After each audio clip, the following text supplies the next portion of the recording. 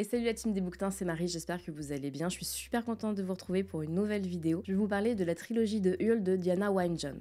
Alors, pour ceux qui me suivent depuis le début de la chaîne, vous savez que j'avais déjà fait une vidéo donc sur la trilogie de Hurle. Je vous avais parlé des 2 premiers tomes. Entre ma première vidéo donc et aujourd'hui, j'ai lu le dernier tome, donc j'ai lu la trilogie en entier. Et mon avis, il a un petit peu changé, et donc je voulais vous en parler. Pour pas qu'il y ait de doublons dans la chaîne, j'ai supprimé la vidéo d'avant, mais globalement, les informations qu'il y avait dans la première, je les garde parce que, bah écoutez, je trouvais que c'était intéressant, donc voilà, j'ai gardé des trucs. Par contre, voilà, mon changement d'avis ou mon évolution, on va dire, sur cette trilogie, je vais vous la donner parce que bah, je trouve ça cool en fait d'évoluer, donc voilà, je voulais vous en parler. Un petit mot sur l'autrice. Donc l'autrice c'est Diana Wynne-Jones, elle est née en 1934 et elle est décédée en 2011. C'était une autrice britannique qui avait étudié à Sainte-Anne, à Oxford, et elle avait eu pour professeur Tolkien, donc l'auteur du Seigneur des Anneaux, Lewis, donc celui qui a écrit les Chroniques de Narnia. Elle a eu des profs qui étaient pas trop dégueux, on va dire, et dans son style d'écriture, ça se sent, et on sent ouais l'empreinte de ces deux mentors, donc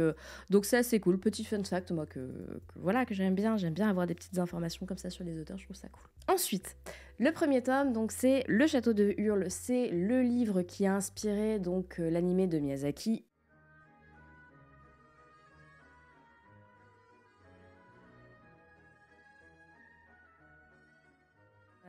Un petit peu l'histoire. On suit Sophie. Sophie, c'est une chapelière et son papa est décédé et c'est sa belle-mère qui a hérité du magasin.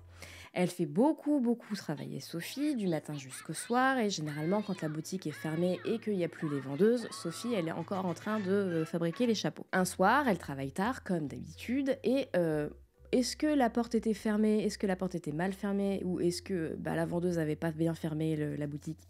Je ne sais pas. En tout cas, une chose est sûre, c'est qu'il y a une cliente qui rentre dans la boutique et c'est Sophie qui va devoir l'accueillir. Chose qu'elle fait jamais parce que c'est pas du tout son truc de s'occuper des clients et des clientes. La dame essaie le chapeau, visiblement il lui va pas trop bien et Sophie, au lieu de mettre les formes, d'enrober un peu le truc de sucre en disant voilà quelque chose d'un petit peu sympathique, en dénigrant un petit peu le chapeau pour valoriser la personne au lieu de lui dire que ça lui va comme un sac, Sophie va lui dire que ça lui va comme un sac. Manque de peau, c'était pas la personne à vexer et cette méchante sorcière va métamorphoser Sophie voilà, au sens propre. Donc Sophie, il va falloir qu'elle change de vie. Je vous la fais courte, mais voilà. Il va falloir qu'elle change de vie. Elle va faire la rencontre d'un château donc ambulant, ses habitants et d'autres personnages très chouettes, tout ça. Ce livre-là m'a beaucoup plu, hein, donc là ça y est, c'est bon, je suis partie pour mon avis, même si j'avais déjà un peu commencé à donner mon avis en vous donnant le résumé comme d'habitude, j'ai envie de vous dire. Mais voilà, donc mon avis pour ce livre, j'ai adoré les personnages. J'ai adoré Sophie, qui est pugnace, courageuse, téméraire. Franchement, elle lâche rien, elle est hyper inspirante. Je l'ai trouvée touchante aussi, hyper authentique, hyper naturelle.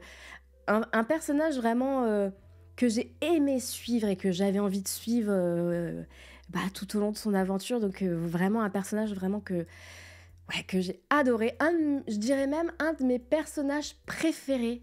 Maintenant voilà que je lis pas mal.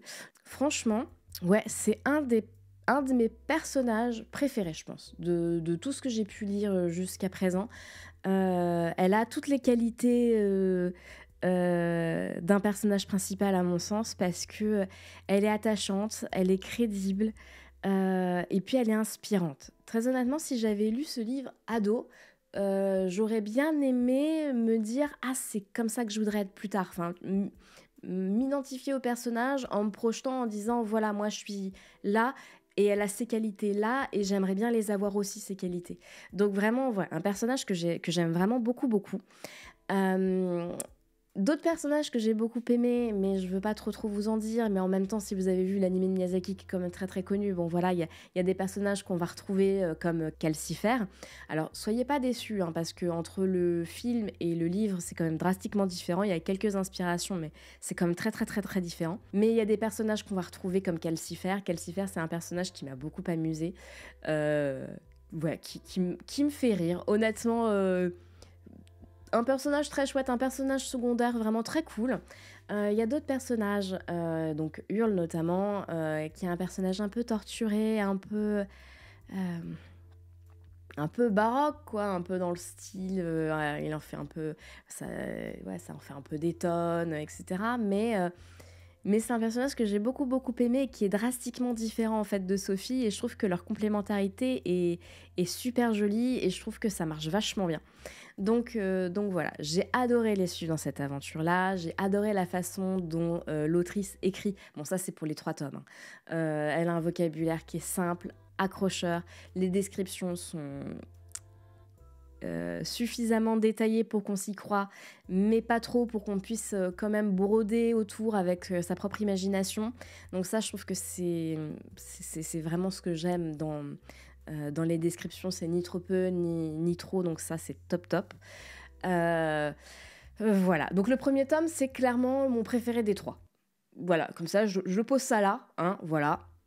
Le premier est clairement mon préféré parce que on voit énormément Sophie, on voit énormément Hurle et leur dynamique est super chouette. Donc pour le deuxième, cette fois-ci, je vais être un petit peu plus nuancée. Le deuxième, il s'appelle Le Château des Nuages et on va suivre Abdallah. Abdallah, c'est un marchand de tapis qui a toujours cru faire partie d'autre chose, faire partie de quelque chose de plus grand. Il s'est toujours imaginé être un prince non déclaré, enfin quelque chose de ce goût-là. Et donc il vit sa vie de marchand de tapis tout en rêvant en fait d'autre chose. Un jour il va acheter un tapis qui va être un tapis magique.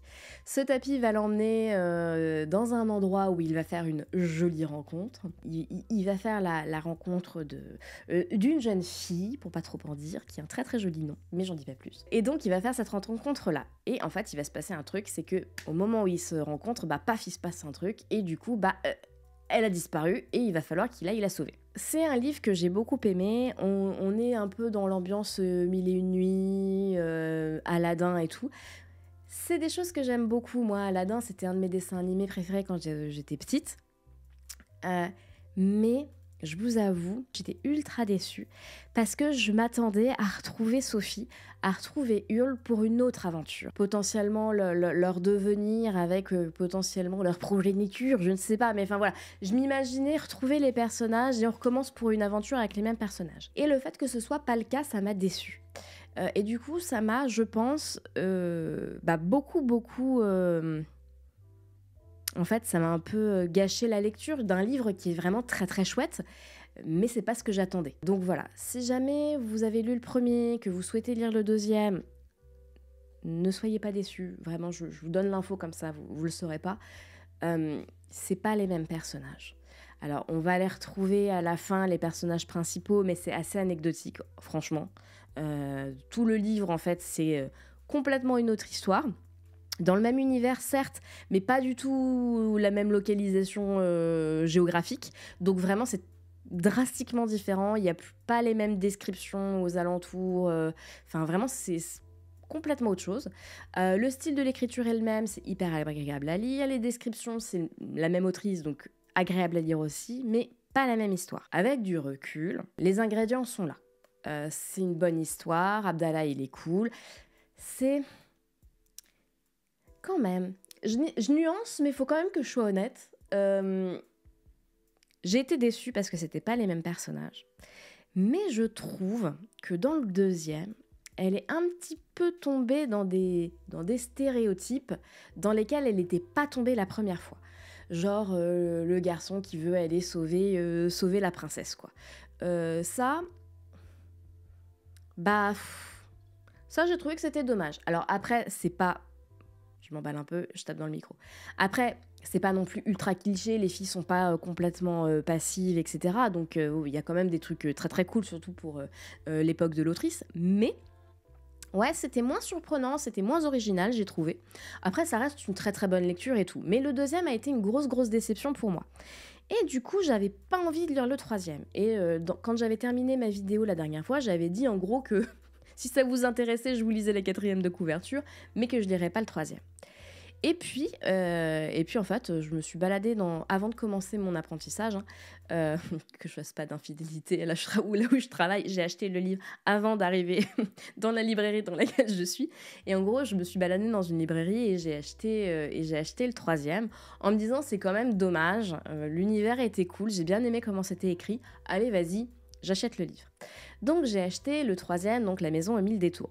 Mais là, je savais que j'avais été déçue par le deuxième et je savais que ça allait pas être les personnages du premier tome. Donc, disons que j'avais un peu fait le deuil, voilà, de retrouver les personnages et tout. Donc, j'ai pu appréhender la lecture de façon plus sereine, de façon moins naïve, peut-être, je ne sais pas. Enfin bref, j'ai lu donc La Maison Émile Deschaux, le troisième. Et en fait, je l'ai adoré. Alors, pas autant que le premier, c'est vrai, mais j'ai adoré le troisième. Le deuxième, bof. J'ai adoré le troisième. On suit Charmaine. Charmaine, c'est une jeune femme qui a été élevée par des parents et ils avaient pour principe qu'il fallait qu'elle soit, respectable. Et qu'une jeune fille respectable, en gros, ça fait rien. Donc, ça me fait rire parce que c'est genre... En fait, ça me fait rire un peu nerveux de le fait qu'une femme soit respectable, ça ne veut rien faire, mais bon, c'est comme ça qu'elle a été élevée. Et donc, son père est boulanger, sa mère... Je crois qu'elle est... Soit elle travaille pas parce que c'est une femme respectable. Oui, je crois que c'est ça. Elle travaille pas non plus parce que c'est une femme respectable. Mais voilà. Donc, en gros, Charmaine, elle sait rien faire de ses 10 doigts parce que on lui a jamais dit de faire une lessive, de faire la vaisselle. On lui a jamais dit de travailler, de se trouver un truc pour faire des études ou quoi. Donc, bon, voilà. Elle sait pas trop... Enfin, elle sait rien faire, quoi. Elle arrive un petit peu plus grande et puis il y a une tante qui lui dit écoute, là, il y a... un grand-oncle, un grand machin, enfin quelqu'un de la famille qu'on connaît pas trop qui est magicien et qui a besoin d'aide pour s'occuper de sa maison parce que voilà, il est très malade. Il faut qu'il se fasse soigner, mais du coup, il faut que quelqu'un s'occupe de sa maison parce que comme c'est une maison magique, il peut pas juste fermer la porte de sa maison et puis basta. Donc, elle y va. Les parents, ils sont pas ultra chauds en disant « Ok, vas-y, rends-nous fiers, ma fille, rends-nous fiers. » En mode « Tu vas faire quelque chose d'important. » Et donc, elle y va, mais en se disant moi, c'est pas du tout ce que j'ai envie de faire. Moi, ce que j'aime, c'est lire. Et j'aurais adoré m'occuper de la bibliothèque privative du roi.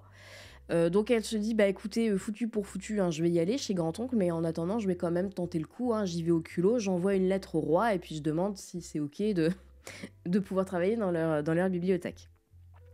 Donc elle commence à travailler dans la maison là, du grand-oncle magicien qui n'est pas là parce que il est allé se faire soigner comme vous l'avez compris. Et c'est compliqué. Genre vraiment, elle arrive dans une maison, c'est un taudis. Vraiment, il a laissé la baraque dans un état vraiment déplorable. Et donc, il faut qu'elle remette ça en ordre et elle sait rien faire, quoi. En plus, il n'y a pas de... Il n'y a pas d'eau, enfin vraiment c'est la galère quoi. Donc c'est compliqué. Entre-temps, elle va avoir des nouvelles du roi qui va lui proposer un emploi. Entre-temps, il va y avoir un jeune garçon qui était venu pour être apprenti auprès du magicien, mais il n'a pas eu l'info, il n'a pas eu la note qu'en fait le magicien serait pas là, donc il arrive et puis un peu comme un cheveu sur la soupe en mode je suis le nouvel apprenti, mais il n'y a personne pour le former. Donc ils se retrouvent tous les deux dans cette maison à devoir gérer un petit peu la situation, et à côté Charmaine, elle arrive dans la bibliothèque du roi pour travailler. Et alors, c'est là que la fille du roi a besoin d'aide pour une problématique en particulier. Et elle a fait appel, je vous le donne en mille, à Sophie, sa grande copine Sophie. Et donc on retrouve Sophie et d'autres personnages du premier tome, et je peux pas vous en dire plus sans vous spoiler, mais voilà, on va retrouver les personnages du premier tome. Moi je m'y attendais pas, donc j'étais vraiment super contente. Donc on les suit, il va y avoir une aventure, tout ça, mais je peux pas trop vous spoiler, mais c'était cool. J'étais ultra contente parce que j'ai adoré Charmaine, j'ai adoré le personnage secondaire, la dynamique pareil, ça matchait vachement bien. J'ai trouvé que voilà, elle avait retrouvé, enfin, j'ai retrouvé, un peu prétentieux de ma part de dire ça, j'ai retrouvé ce que j'avais aimé dans le premier, une dynamique d'un couple. Pas forcément amoureux, hein, mais la dynamique d'un couple qui fonctionne bien, qui sont complémentaires, qui sont amusants, des situations qui sont comiques. J'ai retrouvé ce qui m'avait vraiment plu dans le premier, et ça m'a fait vraiment super plaisir. En plus, j'ai retrouvé Sophie et d'autres personnages du premier, donc que demande le peuple. Mais franchement, c'est une lecture qui m'a plu, je me suis amusée, et j'étais tellement contente en fait de retrouver les personnages que je pense que ça a rajouté vachement. Mais Charmaine, elle avait les qualités que j'avais aimées chez Sophie. Et là où dans le deuxième, elle avait été un petit peu dans les stéréotypes, l'autrice avec les filles un peu fragiles qui ont besoin d'être sauvées, et ben là, c'est bon, on était comme dans le premier, où c'est bon, on n'a pas besoin d'un bonhomme pour faire notre vie, quoi. Même si on a eu une éducation qui faisait que on était respectable, mais du coup, on faisait rien. Donc franchement, c'était hyper bien, c'était hyper drôle. Il y avait de la magie, il y avait une ambiance vraiment hyper cosy, hyper intrigante aussi. J'ai eu peur par moment pour les personnages, donc vraiment très très très bonne lecture, super mélange entre aventure, cosy, relation, les personnages étaient cool, enfin vraiment top. Voilà pour cette trilogie, donc vous l'aurez compris, pour le deuxième, pas ouf, mais alors le 1 et le 3, incroyable. Vraiment, c'est une lecture que je vous recommande. Si vous avez vu le film de Miyazaki, dites-vous que le premier ressemble un peu au film. Le premier livre ressemble un peu au film. Mais après, les autres, pas du tout. C'est pas du tout la même histoire et tout. Mais voilà. Si vous aimez l'ambiance, en tout cas, vous allez retrouver ça dans ces livres-là. Une lecture que j'ai adorée, que je recommande. Honnêtement, à partir de 10 ans, ça pose aucun souci. Il n'y a pas de... Franchement, ouais. Je pense que c'est complètement adapté pour des jeunes de 10 ans jusqu'à jusqu'à la fin de ses jours, hein, parce que c'est vachement bien. Donc voilà. À la question, faut-il lire la trilogie de Hurle, je réponds oui, ne serait-ce que pour le 1 et le 3. Le 2, pas obligé. Parce que de toute façon, comme les personnages sont pas là, ça va pas vous gâcher grand-chose. Mais en tout cas, je vous recommande vraiment super fort le 1 et le 3 que j'ai adoré. Voilà pour la vidéo. Écoutez, c'est peut-être parti un petit peu dans tous les sens parce que je me suis emballée, parce que j'aime beaucoup ces livres. Mais bon, écoutez, hein, c'était spontané. C'est ce que j'essaie de vous proposer ici, même si je me filme, donc c'est pas ultra spontané, mais enfin, vous voyez l'idée. Donc voilà. J'espère que cette vidéo vous a plu. Si c'est le cas, n'hésitez pas à la liker. Si vous n'êtes pas abonné à ma chaîne et que vous souhaitez avoir d'autres vidéos, écoutez, abonnez-vous. Si vous avez lu ces livres, donnez-moi vos avis. Si je vous ai donné envie de les lire, dites-le moi, ça me fait super plaisir. Si jamais vous avez des recommandations de livres, de cette maison d'édition Inis, qui est une chouette maison d'édition, j'ai pas lu énormément de choses chez eux, mais je trouve que la ligne éditoriale a l'air assez chouette. C'est une jeune maison d'édition, donc voilà, je suis intriguée, j'aimerais bien lire davantage de livres de cette maison d'édition. J'avais lu Légende Enlatée, je vous avais fait une vidéo précédemment. Je vous la mets là, comme ça je me fais un peu de pub, faut pas cracher dessus quand même, voilà. Ma conclusion n'a aucun sens. Écoutez, je vous dis à une prochaine et d'ici là, portez-vous bien. Salut les bouquetins!